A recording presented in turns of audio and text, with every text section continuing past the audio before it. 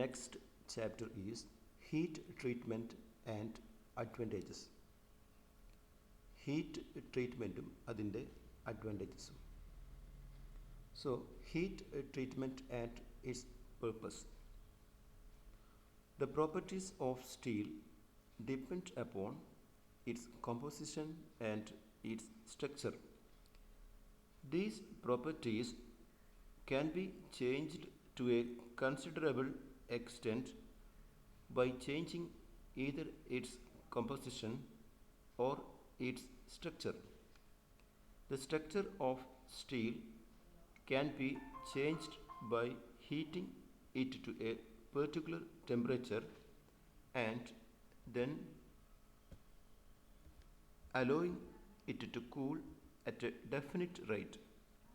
The process of changing the structure and thus changing the properties of steel by heating and cooling is known as heat treatment of steel.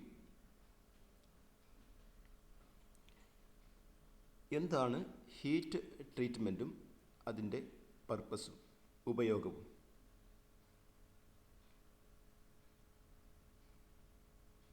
സ്റ്റീലിൻ്റെ property ആശ്രയിക്കുന്നത് അതിൽ അടങ്ങിയിരിക്കുന്ന കണ്ടന്റിനെയും അതുപോലെ അതിൻ്റെ ഘടനയെയും ആണ്. സ്റ്റീലിൻ്റെ പ്രോപ്പർട്ടികൾ ഡിപ്പെൻഡ് ചെയ്യുന്നത് അതിൽ അടങ്ങിയിരിക്കുന്ന കണ്ടന്റിൻ്റെയും അതുപോലെ അതിൻ്റെ സ്ട്രക്ചറിനെയുമാണ്. ഈ പ്രോപ്പർട്ടികൾ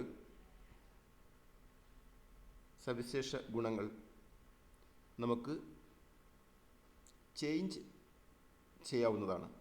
എങ്ങനെ? ഒരു പരിധിവരെ ഈ പ്രോപ്പർട്ടികൾ, ഈ സവിശേഷ ഗുണങ്ങൾ നമുക്ക് അല്ലെങ്കിൽ ഈ സവിശേഷ ഗുണങ്ങളിൽ നമുക്ക് മാറ്റം വരുത്താവുന്നതാണ്. എങ്ങനെ? By changing either its composition or its structure. ഒന്നുകിൽ അതിൻ്റെ കോമ്പോസിഷനിലോ മാറ്റം വരുത്തിയോ, അല്ലെങ്കിൽ അതിൻ്റെ ഘടനയിൽ മാറ്റം വരുത്തിയോ. അപ്പോൾ സ്റ്റീലിൽ അടങ്ങിയിരിക്കുന്ന കണ്ടൻറ്റ് അഥവാ കോമ്പോസിഷനെ നമുക്ക് ആ കോമ്പോസിഷനിൽ മാറ്റം വരുത്തിയോ അല്ലെങ്കിൽ അതിൻ്റെ ഘടനയിൽ സ്ട്രക്ചറിൽ മാറ്റം വരുത്തിയോ നമുക്ക് ഒരു പരിധിവരെ ഇതിൻ്റെ സ്റ്റീലിൻ്റെ പ്രോപ്പർട്ടിയെ മാറ്റം ചെയ്യാം അല്ലെങ്കിൽ പ്രോപ്പർട്ടിയെ നമുക്ക് ചേഞ്ച് ചെയ്യാം. The structure of steel can be changed by heating it to a particular temperature. The structure of steel can be changed by heating it to a particular temperature. ഒരു പ്രത്യേക ടെമ്പറേച്ചറിൽ ചൂടാക്കിക്കൊണ്ട് നമുക്ക് സ്റ്റീലിൻ്റെ സ്ട്രക്ചറിനെ ചേഞ്ച് ചെയ്യാവുന്നതാണ്. അതുപോലെ തന്നെ and then allowing it to cool at a definite rate. ഒരു നിശ്ചിത നിരക്കിൽ നമ്മൾ ആ ചൂടാക്കിയ സ്റ്റീലിനെ തണുക്കാൻ അനുവദിക്കുമ്പോൾ നമുക്കതിൻ്റെ സ്ട്രക്ചർ മാറ്റാൻ കഴിയുന്നു. അപ്പോൾ ഒരു സ്റ്റീലിൻ്റെ സ്ട്രക്ചറിൽ അല്ലെങ്കിൽ അതിൻ്റെ ഘടനയിൽ നമുക്ക് മാറ്റം വരുത്താൻ കഴിയും. എങ്ങനെ? ഒരു പ്രത്യേക ടെമ്പറേച്ചർ വരെ നമ്മൾ ചൂടാക്കുകയും അതിനുശേഷം ഒരു ഡെഫിനിറ്റ് റേറ്റിൽ, നിശ്ചിത നിരക്കിൽ അതിനെ തണുക്കാൻ അനുവദിക്കുകയും ചെയ്യുമ്പോൾ നമുക്ക് അതിൻ്റെ സ്ട്രക്ചറിൽ മാറ്റം വരുത്താൻ കഴിയുന്നു. The process of changing the structure and thus changing the properties of steel by heating and cooling is known as heat treatment of steel. ഈ പ്രക്രിയ, process of changing the structure and thus changing the properties of steel by heating and cooling. അപ്പോൾ ചൂടാക്കിയും തണുപ്പിച്ചും ഒരു സ്റ്റീലിൻ്റെ structure change ചെയ്തുകൊണ്ട്, ചൂടാക്കിയും തണുപ്പിച്ചും പ്രോപ്പർട്ടിയെ change ചെയ്തുകൊണ്ടും അതുപോലെ സ്ട്രക്ചറെ മാറ്റം വരുത്തിക്കൊണ്ടും അതിൻ്റെ പ്രോപ്പർട്ടിയെ മാറ്റുന്ന ഈ പ്രോസസ്സിനെ ആണ് നമ്മൾ ഹീറ്റ് ട്രീറ്റ്മെൻറ്റ് എന്ന് പറയുന്നത്, സ്റ്റീലിൻ്റെ ഹീറ്റ് ട്രീറ്റ്മെൻറ്റ് എന്ന് പറയുന്നത്. But the process of changing the structure and thus changing the properties of steel. അപ്പോൾ ഘടനയിൽ മാറ്റം വരുത്തുകയും സ്റ്റീലിൻ്റെ ഘടനയിൽ മാറ്റം വരുത്തുകയും അതുപോലെ ഘടനയിൽ മാറ്റം വരുത്തിക്കൊണ്ട് ഹീറ്റ് ചെയ്തുകൊണ്ടും കൂൾ ചെയ്തുകൊണ്ടും അതിൻ്റെ പ്രോപ്പർട്ടിയെ ചേഞ്ച് ചെയ്യുന്ന തണുപ്പിച്ചിട്ടും ചൂടാക്കിയും തണുപ്പിച്ചിട്ടും അതിൻ്റെ പ്രോപ്പർട്ടിയിൽ മാറ്റം വരുത്തുകയും ഘടനയിൽ മാറ്റം വരുത്തുകയും അങ്ങനെ അതിൻ്റെ ചൂടാക്കിയും തണുപ്പിച്ചും അതിൻ്റെ പ്രോപ്പർട്ടിയിൽ മാറ്റം വരുത്തുകയും ചെയ്യുന്ന ഈ പ്രക്രിയയാണ് ഹീറ്റ് ട്രീറ്റ്മെൻറ്റ് ഓഫ് സ്റ്റീൽ എന്ന് പറയുന്നത്.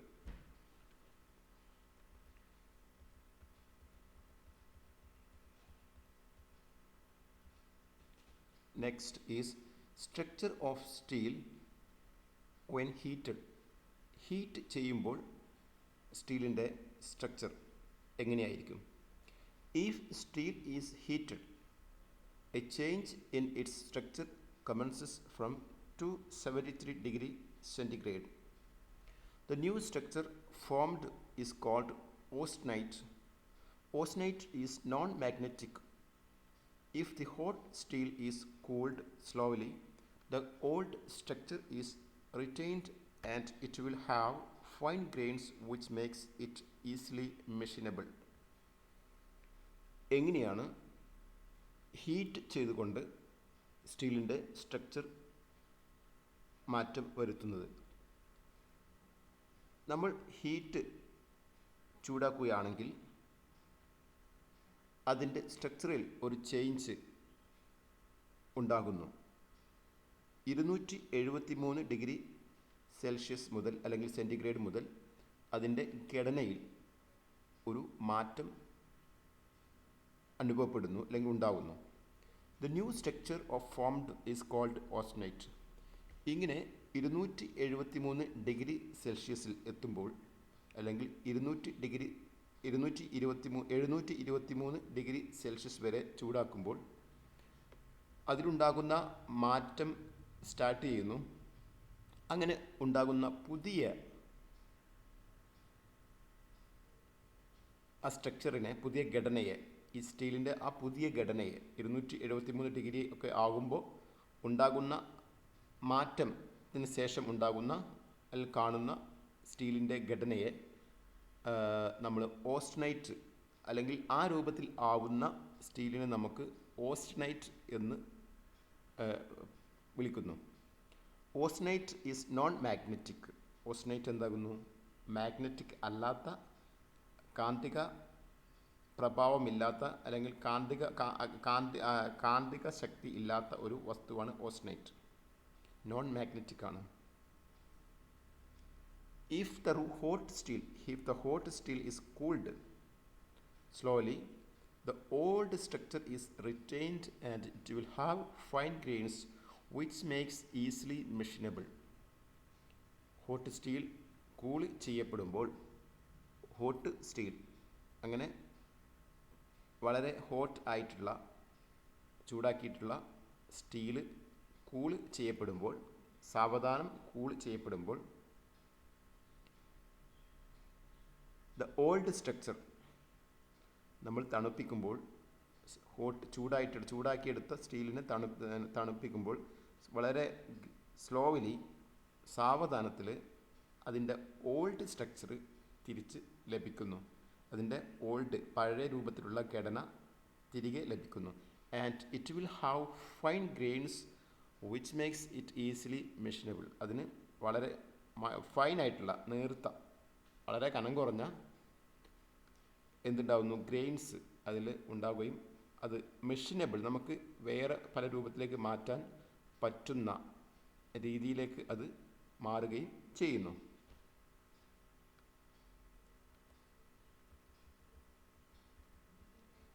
ഈ ചിത്രം കാണിക്കുന്നത് ഓസ്റ്റനൈറ്റ് എങ്ങനെയാണ് കാർബണിൻ്റെ കണ്ടൻറ്റ് ഹീറ്റ് ട്രീറ്റ്മെൻറ്റിൽ അതിൻ്റെ റേഞ്ചും ആണ്. Carbon percentage heat treatment ranges of steels ആണ് ഇവിടെ കാണിക്കുന്നത്. ടെമ്പറേച്ചർ കൂടുമ്പോൾ എങ്ങനെയാണ് മാറ്റങ്ങൾ വരുന്നതെന്നാണ് ഇവിടെ നമുക്ക് മനസ്സിലാക്കാൻ കഴിയുന്നത്.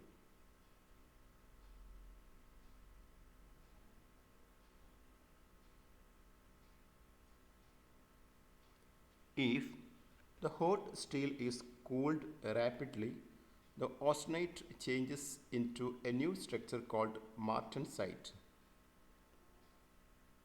വളരെ റാപ്പിഡായിട്ട്, വളരെ പെട്ടെന്ന് ഹോട്ട് സ്റ്റീൽ, ചൂടായിട്ടുള്ള, വളരെ ഉരുകിയ വളരെ ചൂടായിട്ടുള്ള സ്റ്റീൽ നമ്മൾ പെട്ടെന്ന് തണുപ്പിക്കുമ്പോൾ austenite changes in to a new structure called martensite. Austenite എന്തിലേക്ക് മാറുന്നു? മാർട്ടൻ സൈറ്റിലേക്ക് മാറുന്നു. This structure is very fine grained. ഈ സ്ട്രക്ചർ വളരെ നേർത്ത grains ഉള്ളതാകുന്നു.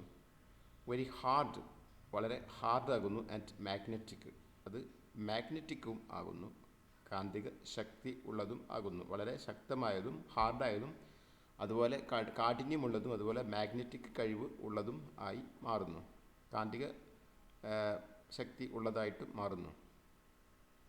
It is extremely wear resistant and can cut other metals. വളരെ എക്സ്ട്രീംലി ആയിട്ട്, വളരെ വളരെ വളരെയധികം വിയർ ആൻഡ് റെസിസ്റ്റൻ്റാണ്, വിയർ റെസിസ്റ്റൻ്റാണ്. അതുപോലെ ക്യാൻ കട്ട് അതർ മെറ്റൽസ്, മറ്റുള്ള മെറ്റൽസിനെയും കട്ട് ചെയ്യാൻ കഴിയുന്നു.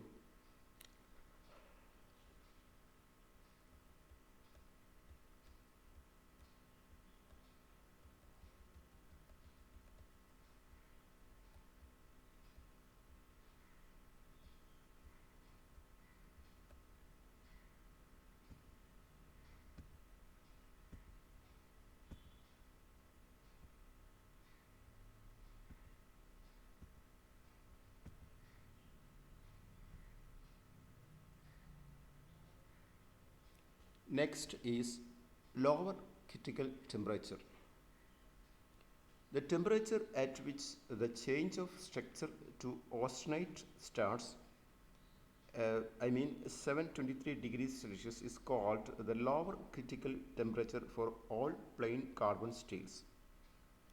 എന്താണ് lower critical temperature? The temperature at which the change of structure to austenite, steel ഓസ്റ്റനൈറ്റായി മാറാൻ പോകുന്ന, സ്റ്റാർട്ട് ചെയ്യുന്ന ആ temperature. The temperature at which the change of structure to austenite starts. ഈ ഘടന ഓസ്റ്റനൈറ്റായി മാറുന്ന ആ ടെമ്പറേച്ചർ, അതിനെയാണ് ലോവർ ക്രിട്ടിക്കൽ ടെമ്പറേച്ചർ എന്ന് പറയുന്നത്. അത് 723 ഡിഗ്രി സെൽഷ്യസ് ആണ്. The lower critical temperature for all plain carbon steels. എല്ലാ പ്ലെയിൻ കാർബൺ സ്റ്റീൽസിൻ്റെയും lower critical temperature 723 degree Celsius ആകുന്നു. ഇനി upper critical temperature. The temperature at which the structure of steel completely changes to austenite is called the upper critical temperature.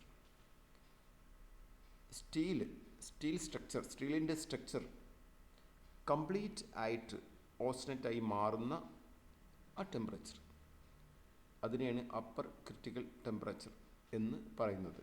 അപ്പോൾ lower critical temperature എന്ന് പറഞ്ഞാൽ steel ഓസ്റ്റനൈറ്റ് ആയി മാറുന്ന ആ ഒരു മാറ്റം ആരംഭിക്കുന്ന ടെമ്പറേച്ചർ.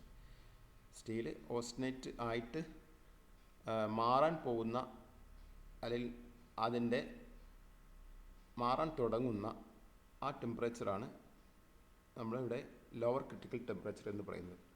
എന്നാൽ അപ്പർ ക്രിട്ടിക്കൽ ടെമ്പറേച്ചർ എന്ന് പറഞ്ഞു കഴിഞ്ഞാൽ കംപ്ലീറ്റ് ആയിട്ട് ഓസ്റ്റനൈറ്റായി മാറുന്ന ആ താപത്തെയാണ്, അല്ലെങ്കിൽ ആ ടെമ്പറേച്ചറിനാണ് അപ്പർ ക്രിട്ടിക്കൽ ടെമ്പറേച്ചർ എന്ന് പറയുന്നത്.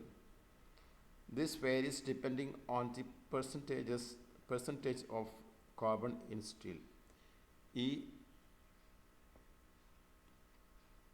ഇത് വാരി ചെയ്യുന്നത്, this varies depending on the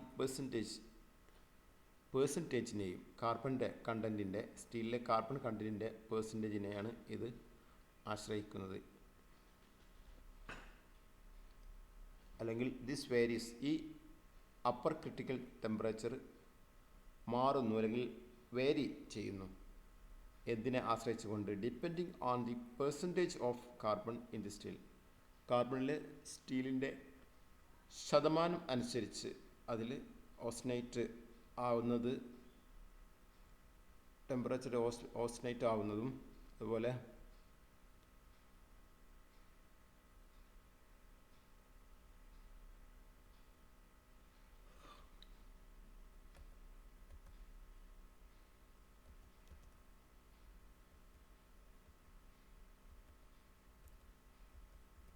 example 0.57% and 1.15% carbon steel.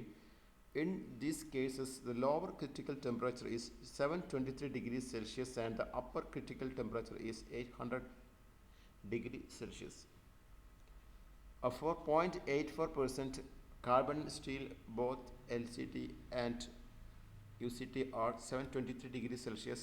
This steel is called eutectoid steel. 0.57%, 1.15% carbon അടങ്ങിയ steel. In these cases, the lower critical temperature is 723 degrees Celsius and the upper critical temperature is 800 degree Celsius. Lower critical temperature 723, upper critical temperature 200 degree Celsius. For 0.84% carbon steel, both LCT and UCT are 723 degree Celsius. This steel is called eutectoid steel. 0.84% കാർബണും അടങ്ങിയ LCTയിലും UCTയിലും ഉള്ള steel are 73 degrees Celsius. This steel is called eutectoid steel. ഇങ്ങനെയുള്ള സ്റ്റീലിനെ യൂടെക്ടോയിഡ് steel എന്ന് വിളിക്കുന്നു.